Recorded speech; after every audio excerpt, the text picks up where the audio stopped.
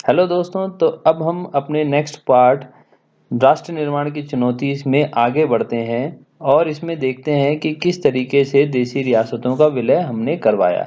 लगभग 560 रियासतों का विलय हो चुका था और बाकी की रियासतों के विलय के लिए हमारे सरदार पटेल जी लगे हुए थे। लेकिन क्या होता है, ये जो रियासत है इसका नाम है जूनागढ़। इसकी जो आप लोकेशन देखेंगे तो एक तरफ तो ये कहाँ है, अरब सागर के पास, अरब सागर। और बाकी जो इसका हिस्सा है पूरा चारों तरफ, ये क्या है, भारत की तरफ। इससे पाकिस्तान कोसों दूर है। तो अब हम देखते हैं कि किस तरीके से जूनागढ़ का विलय भारत में संभव हो पाया। तो जब जूनागढ़ की विलय की जब 1947 में भारत की आज़ादी की घोषणा हुई 15 अगस्त को, तो निज़ाम, क्योंकि यहाँ का जो शासक है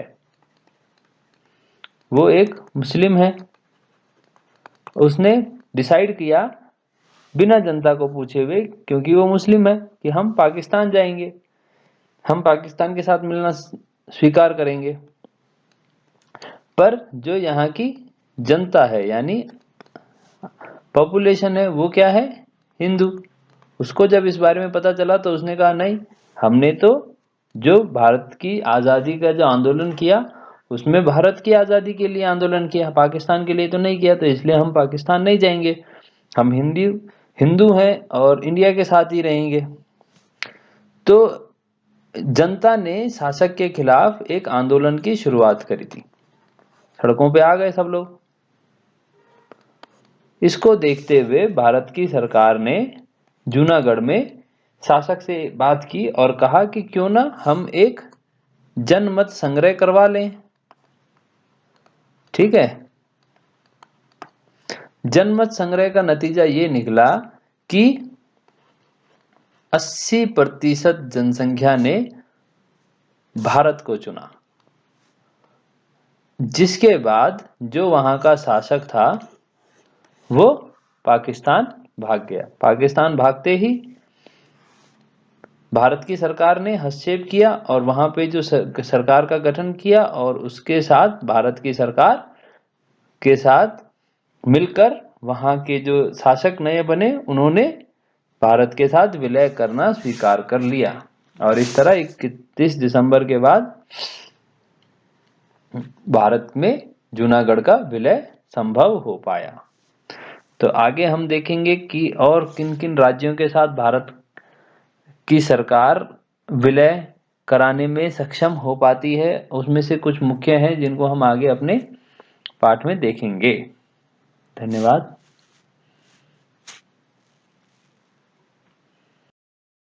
अब हम पहुंच गए हैं भारत के पूर्वोत्तर राज्यों की तरफ और यहाँ पे हम देखेंगे ये जो लाल कलर में ये राज्य है, वर्तमान समय में इसे हम जिस नाम से जानते हैं उसका नाम है मणिपुर। हालांकि मणिपुर राज्य ने 1947 से पहले ही भारत में विलय की घोषणा कर दी थी, लेकिन यहाँ पे एक, जिसे हम कहते हैं टेक्निकल दिक्कत थी, उसको देखते हैं क्या था। ठीक है, तो देखते हैं कि मणिपुर राज्य का विलय कैसे हुआ। यहाँ जो राजा थे उनका नाम है बोधचंद्र सिंह। इन्होंने 15 अगस्त 1947 पहले ही विलय पत्र पर हस्ताक्षर कर दिए थे। तो यहाँ दिक्कत क्या है, और उसके बाद जून 1948 में यहाँ आम चुनाव हुए। आम चुनाव के बाद यहाँ विधानसभा अस्तित्व में आई।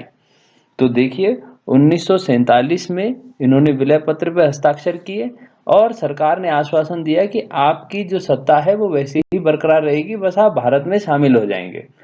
लेकिन 1948 में ही एक लोकतांत्रिक ढंग से एक सरकार चुनी गई और ठीक है, तो इस सरकार के चुनने से जो वहां का तंत्र है अब उसको संवैधानिक तंत्र कहा जाने लगा। क्यों संवैधानिक तंत्र, क्योंकि अब भारत के संविधान के साथ मिलते हुए वहां राजतंत्र चल रहा था। अब आगे देखते हैं, भारत का वैसे तो अपना कोई प्रॉपर संविधान था नहीं, पर फिर भी जो भी यहाँ के वो था क्योंकि लोकतंत्र हमारे संविधान का एक हिस्सा है, तो इसीलिए इसे हम संवैधानिक तंत्र कहेंगे। मणिपुर राज्य स्वतंत्र भारत का पहला राज्य था। ये 1 नंबर का क्वेश्चन है, जिसका हमेशा एग्जाम में भी आता है कि भारत का पहला राज्य कौन सा था जहां पे लोकतांत्रिक ढंग से पहली बार वयस्क मताधिकार के प्रयोग करते हुए चुनाव हुआ था। ठीक है, यहाँ पे स्त्री और पुरुष दोनों को चुनाव में हिस्सा लेने का मौका मिला। तो पहला राज्य बना 1948 में, जो चुनाव हुए वो मणिपुर था।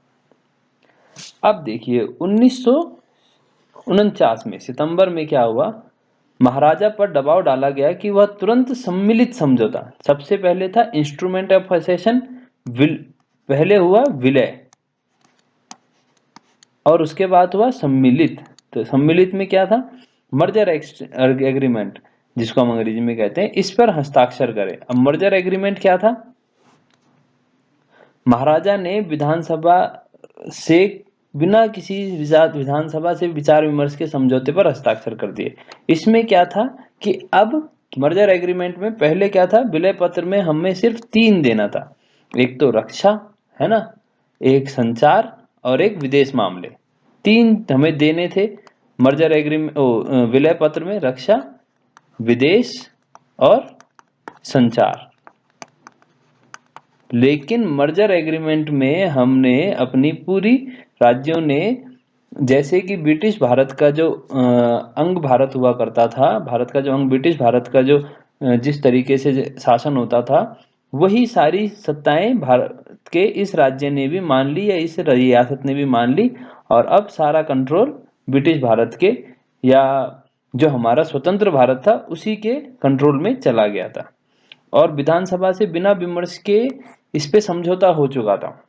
महाराजा ने डायरेक्ट मर्जर एग्रीमेंट पे साइन कर दिए। इससे क्या हुआ कि भारत सरकार और मणिपुर राज्य के संबंधों में आज तक एक कटुता है भारत के साथ। ठीक है, भारत के साथ और मणिपुर की आपस में कटुता है। वहां पे आज भी इंसर्जेंसी, आज भी बहुत सारी ऐसी धाराएं हैं जो बहुत मजबूत हैं। अब इसके बाद जो सबसे बड़ी दिक्कत जो आई, वो आई इस एरिया में, भारत के इस हिस्से में। अगर हम आज के नक्शे के हिसाब से देखें तो ये लगभग 3 से 4 राज्यों का हिस्सा होता है, 3 राज्यों का लगभग हिस्सा होता है, लेकिन उस समय ये एक रियासत थी। अब ये कौन सी रियासत है, अगर आप पहचान सके हो तो, इस रियासत का नाम है हैदराबाद। अब हैदराबाद के साथ क्या दिक्कत थी, और हैदराबाद का जो राजा था या हैदराबाद का जो शासक था उसको हम कहते हैं निजाम। तो ये बहुत जरूरी है समझना। ठीक है, अब देखिए इसमें क्या है, क्षेत्र और जनसंख्या की दृष्टि से तो भारत की आबादी वाली रियासत थी ये, और जनसंख्या भी लगभग 1,60,00,000 थी। तो ये बहुत बड़ी रियासत थी उस समय की, 1,60,00,000। शासक निजाम है, मैंने बता चुका हूं वो क्या है, मुस्लिम है, और प्रजा कैसी है, हिंदू। ठीक है, शासन कैसा है इनका, अन्यायपूर्ण, बहुत ज्यादा अन्याय करते थे ये, अत्याचारी थे ये। तो ये एक बहुत बड़ी गंभीर समस्या है यहाँ पे।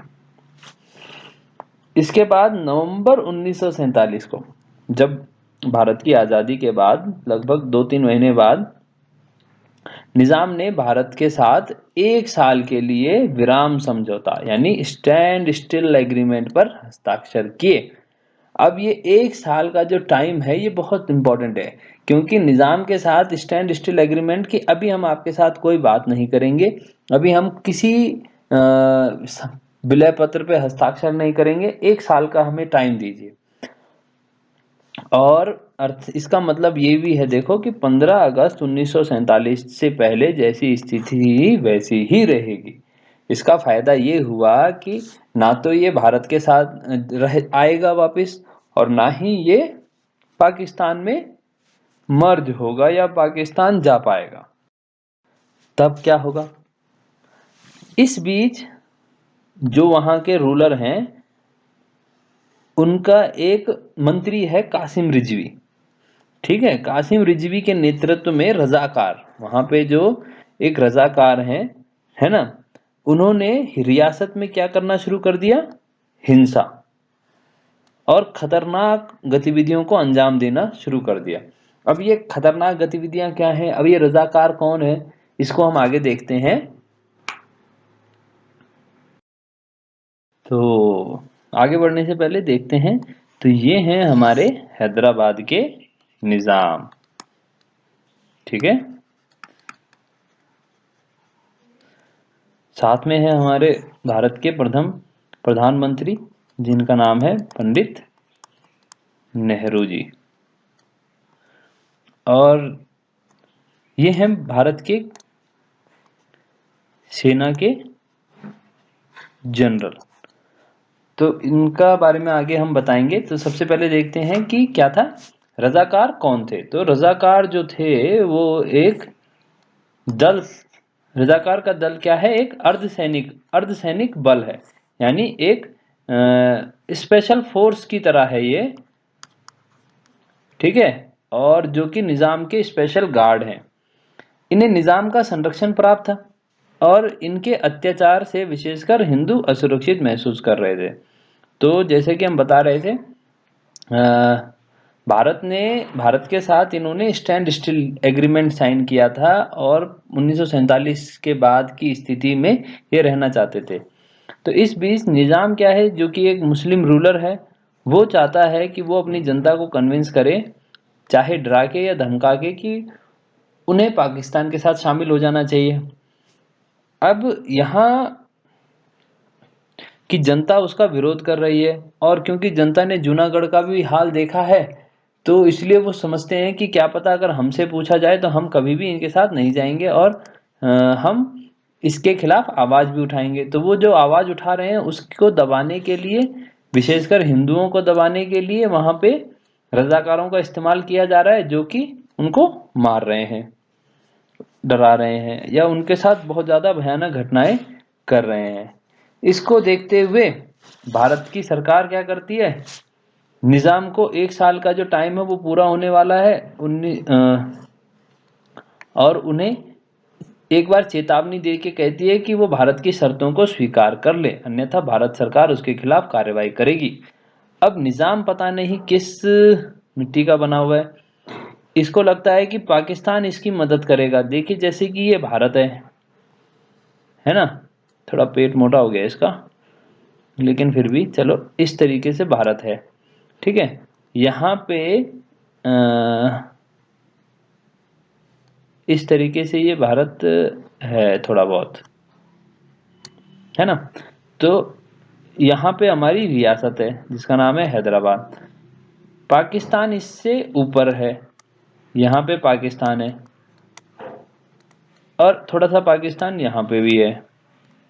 निजाम सोचता है कि पाकिस्तान हमारी मदद करेगा, लेकिन ये नहीं समझ रहा कि भारत की ही लैंड की सीमा के अंदर हैदराबाद है। पानी से कोई उसकी मदद कर नहीं सकता, पानी की सीमाओं से। लैंड की जो बॉर्डर है उस पे भारत की सेनाएं खड़ी हुई हैं। एयर स्पेस भारत की सेनाओं ने कवर कर रखा है, जो हवा का है। तो अब यहाँ पे कैसे आएंगे? फिर भी निजाम को जब चेतावनी दी जाती है तो निजाम क्या करता है, उसका प्रतिरोध करता है और अपने बॉर्डर पे अपनी सेनाएं लगा देता है कि मुझे कोई कुछ नहीं कर सकता। पता नहीं कैसी गलतफहमी पाल रखी है। भारत की सेनाएं क्या करती हैं, 13 सितंबर को उसको चेतावनी देती हैं कि भाई अपना आत्मसमर्पण कर दिया जाए, लेकिन वो नहीं करते। तो 13 सितंबर के बाद भारतीय सेनाएं 13 सितंबर को भारतीय सेनाएं कार्रवाई शुरू कर देती हैं। 11 सितंबर को चेतावनी देते हैं, 2 दिन बाद 13 सितंबर को कार्रवाई कर देते हैं। भारत की सेना के सामने कोई नहीं टिकता। अब ये थे वो जनरल जिनके बारे में मैंने कहा था, इनके नेतृत्व में ही यहाँ पे भारतीय सेनाओं ने कार्रवाई की थी। 3-4-5 दिन के अंदर 18 सितंबर को निजाम की फौज आत्मसमर्पण कर लेती है। निजाम भी आत्मसमर्पण कर लेता है। निजाम भारत में विलय होने के लिए तैयार कर लेता है भारत को, और निजाम अपने आप पाकिस्तान चले जाते हैं। तो इस तरीके से हमने हैदराबाद का मर्ज करवाया या हैदराबाद का विलय किया। ठीक है, और उसके बाद जब चुनाव होते हैं तो धीरे धीरे ये आ जाता है। तो आगे हम हैदराबाद के बारे में पढ़ेंगे विस्तार से और ज़्यादा, जब हम भाषाई आधार पर राज्यों का पुनर्गठन देखेंगे तो उसमें फिर आंध्र प्रदेश वगैरह ये सब चीज़ें आएंगी। ठीक है, तो इस तरीके से वैसे हमने हैदराबाद का विलय करवाया। तो यहाँ पे ये हमारा टॉपिक खत्म हो जाता है।